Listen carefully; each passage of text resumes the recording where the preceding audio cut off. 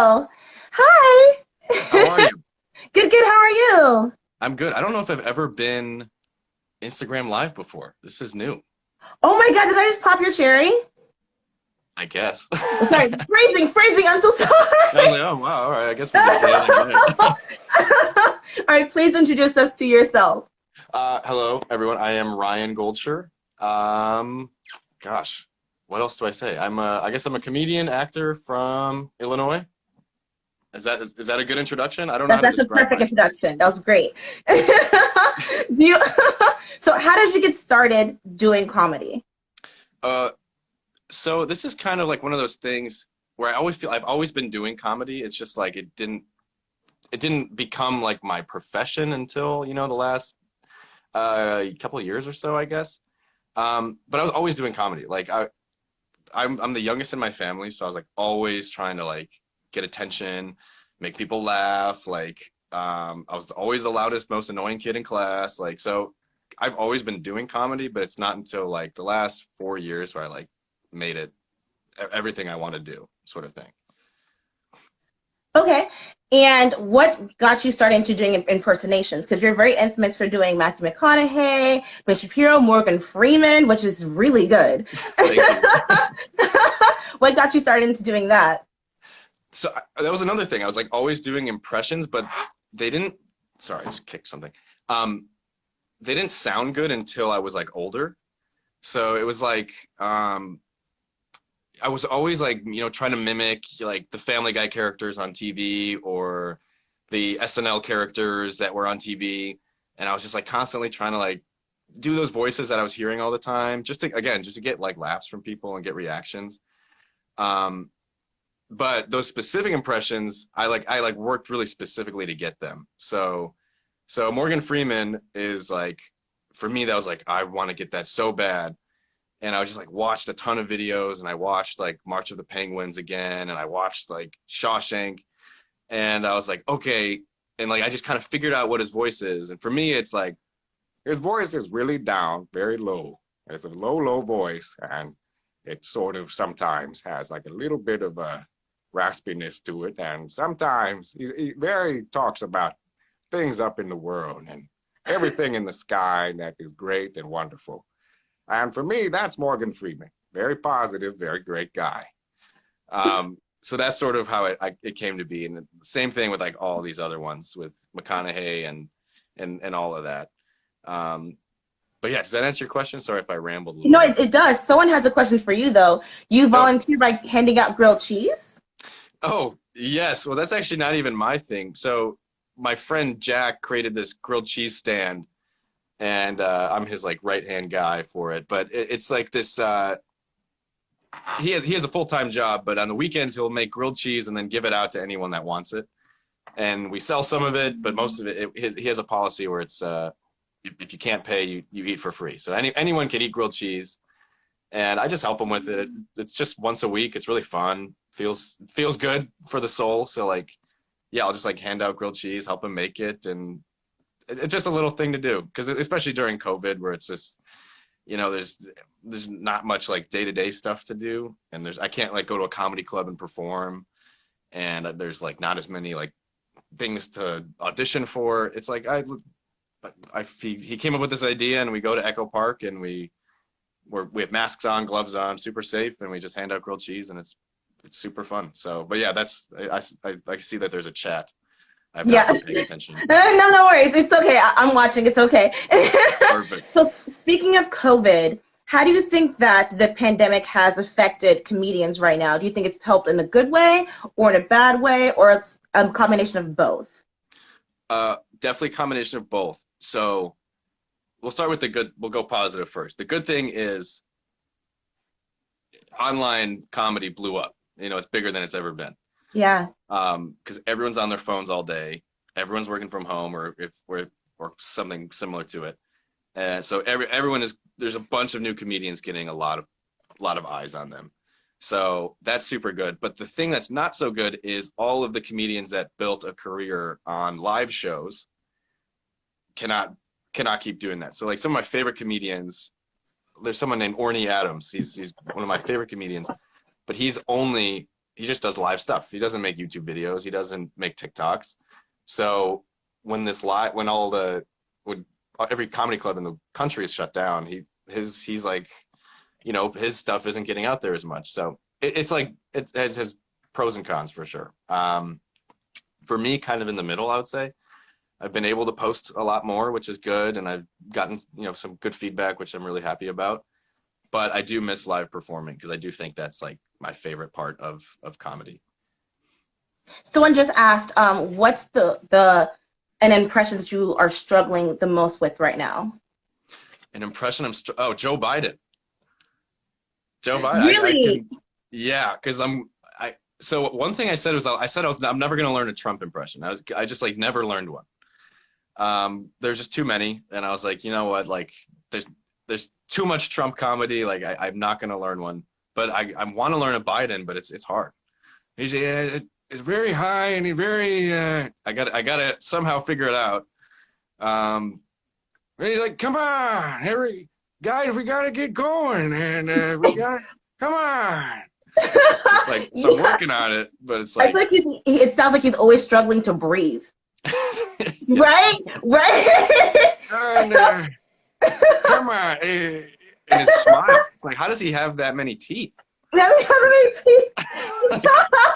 It's huge. Huge smile. So let's talk about TikTok, because I would say that your most what you post on most is your TikTok. Would you agree or no? Yes, absolutely. So I don't know if you saw this, but recently Snapchat just launched something called Spotlight, where it's similar to TikTok, where you can scroll, and the person who gets the most likes gets $1 million, and they're doing this every day. So I would like to know your thoughts. Why do you think TikTok has succeeded where Snapchat and what was the other one? Vine. Oh, Vine has failed. And Reels is failing too, like, if we're being honest. I don't scroll on Reels as much. Okay, so I think TikTok is doing well because it's so much better so Instagram's great, right? But if you're sick of your feed, you just stop scrolling. But on TikTok, it's so customized, and they just keep throwing stuff at you that it's like it doesn't matter who you follow. Like, so I think that's why TikTok is so great, because it's just giving you stuff that it thinks you like, and they stole all of your data, and they're using all your data, so it's fine, and they know what you like. But it's also what I feel about TikTok is I could just like throw something at the wall, whereas Instagram, I feel like I have to make sure it's like perfect and be really curated.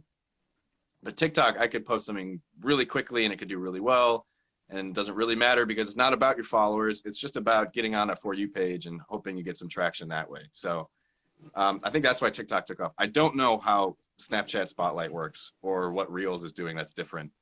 But no, that's why I think TikTok works. And I think a lot of people are not discouraged, because I think anyone could go viral on TikTok, which I think encourages people instead of discourages people.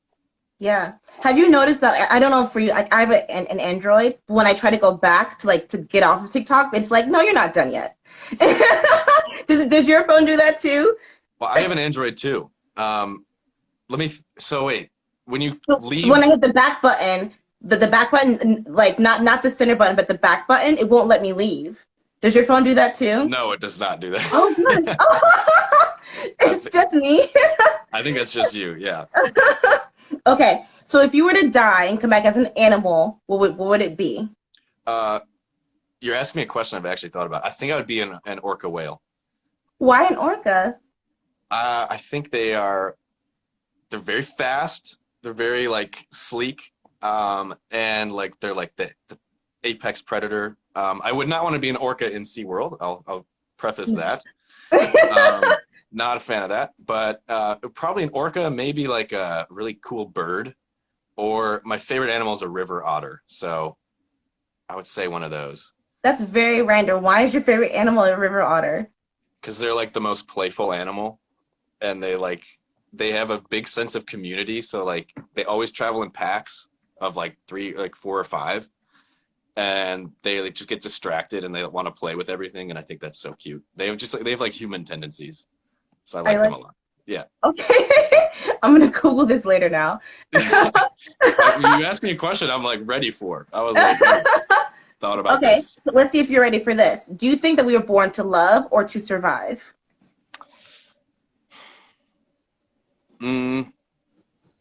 Maybe they're not exclusive. Maybe love is part of survival. Wow. Yeah, I would say that. I don't know if, hopefully you'll accept that answer. But I No, don't I know if, accept that. I I don't accept think that. we'd be able to survive without love from either giving or receiving. I like that answer. Oh, wow. Yeah. Okay. So, very, very important question. This is like the number one question that everyone's looking for. Okay. How do you get your hair to look so fabulous? No, I'm getting it. Well, Everyone's already thinking it. it's long. It's never been this long. I don't do much to it. I will say that. I think it's just. Sorry, I'm trying to avoid that light. There we go. First of all, thank you for such a nice question. It's honestly, I just have to thank my mom and dad. So my mom has blonde, straight hair, and Uh-huh. my dad has like dark, like almost black, curly hair, and this is like the middle. So it's like a blend between like straight blonde and black curly, and it kind of just showed up like this. So the answer of how it looks fabulous is genetics, and sometimes I just don't shower. I take like I don't wash my hair every day, so it kind of gets greasy, and then it looks kind of like this. So But you heard that, ladies. Just don't shower for a couple of days. don't I'm going to shower. take that advice If you tonight. won't take away anything, I would say take away don't shower. Just don't. So, I think that to piggyback off of what we talked about a little bit ago, I think that comedy has actually soared a lot during this pandemic because I think that we've realized the importance of smiling. So I would like to get your thoughts on why do we connect so much with comedy and laughter in times of distress? Right. Well, I've always been the guy who, when something very serious happens, I'll talk about it with friends, but I always try to find like humor in it because I think it just like releases that tension. It's like if something really horrible happens, I don't know anyone that really wants to have it be horrible the whole time. So right now the world is going through horrible, and I think we all have that inner tension of like, like things are not good, things are not right, and we like kind of want to release that tension. So that's where like comedy I think comes in. Yeah, and comedy is just, it's never going away. Like it's going to be around forever because, I mean, no one wants to have that tightness all the time, that feeling of stress and things are so horrible. And yeah, I just think it's a, that's just as necessary as like love in life, right? Like I think it's completely necessary part of everything. I like that. Okay. Who do you think is a better actor? Matt Damon, Brad Pitt, or George Clooney? Oh, it's like you did your research on me. Okay. Better actor. Okay, so these are like some of my favorite actors. That's really hard. Okay, so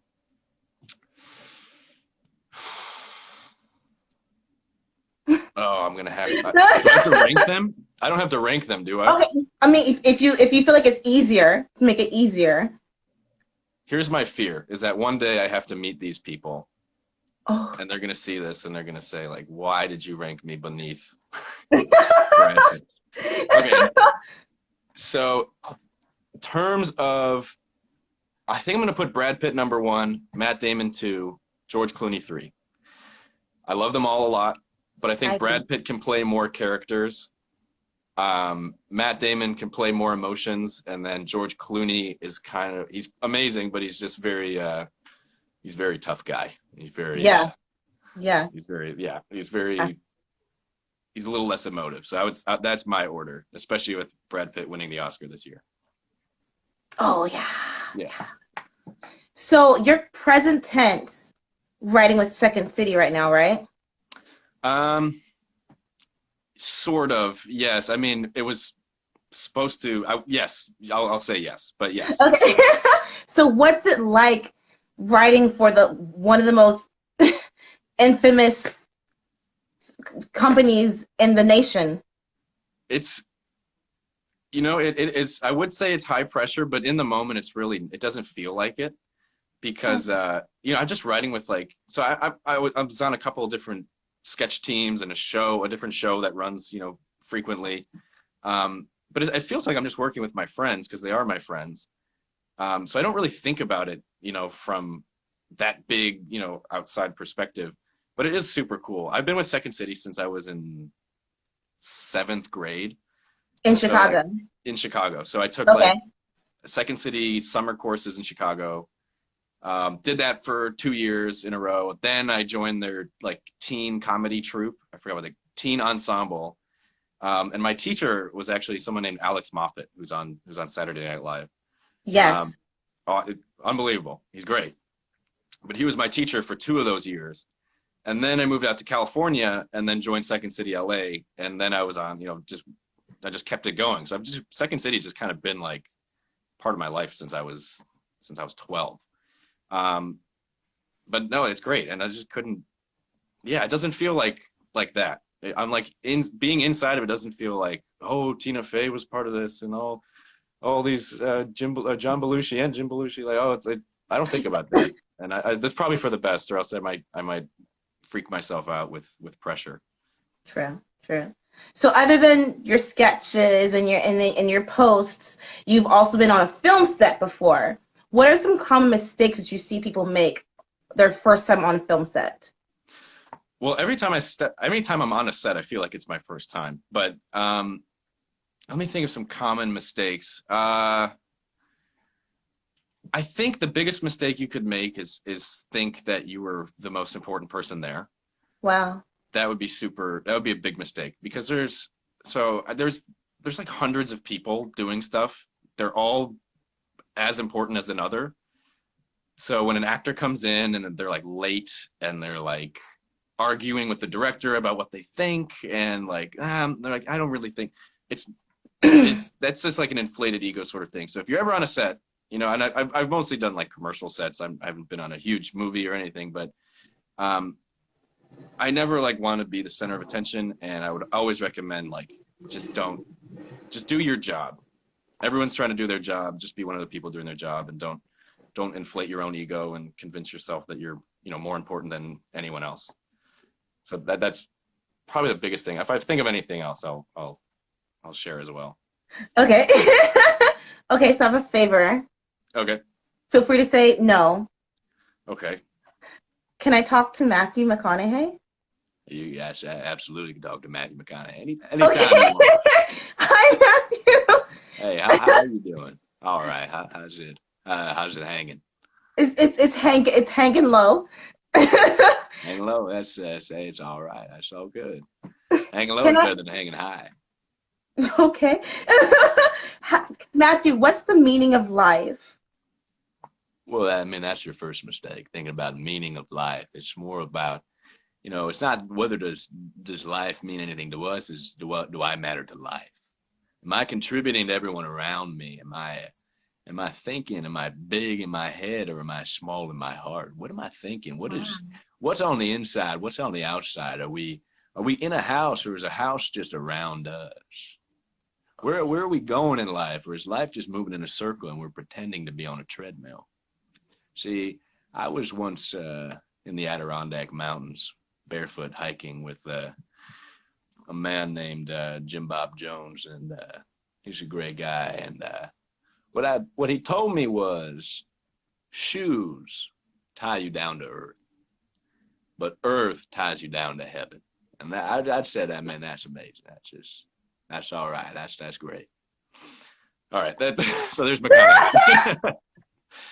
This is the thing though, it's sometimes he makes sense, and then sometimes it's wait. So when I do that, my goal is literally I just try to think, I just jump in, I just say nonsense, and I just try to justify it. So it's just all right, I guess I'll say now when I put on shoes, where's the ground? I just say nonsense. What is the ground? And I try to see if I can make it make sense when I come back. Because I feel like that's probably what he does. He's always preponderance of life. I'm 10 years ahead of where I was 10 years ago. The next 10 years, I'm going to be 10 years minus the subtraction of 20 years before the 10 years before that.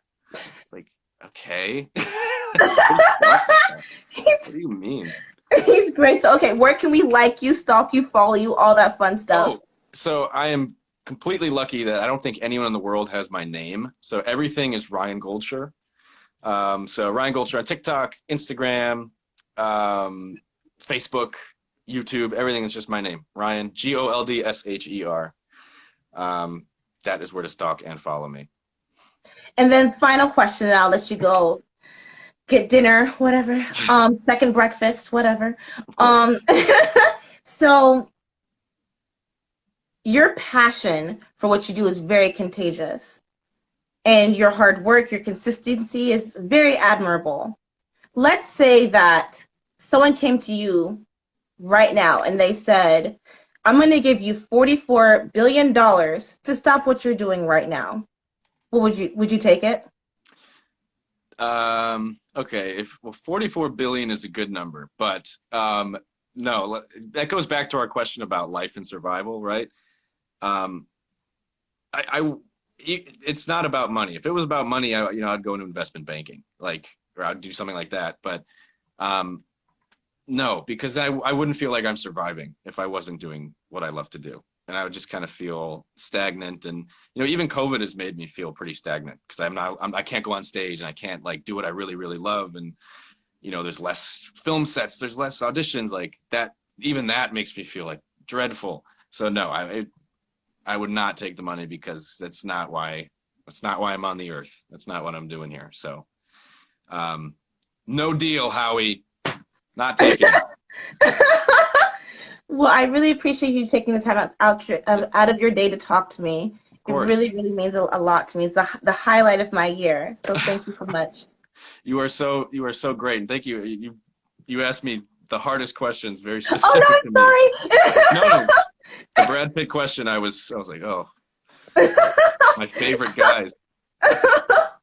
Thank you so much. I hope you have a great day and a great holiday. Oh my gosh, Merry Christmas. Wait, unless you don't celebrate Christmas, then. We do. I do celebrate Christmas. And I wish you a Merry Christmas too. And thank you so much. Thank you. You have a good night. You too. Bye-bye.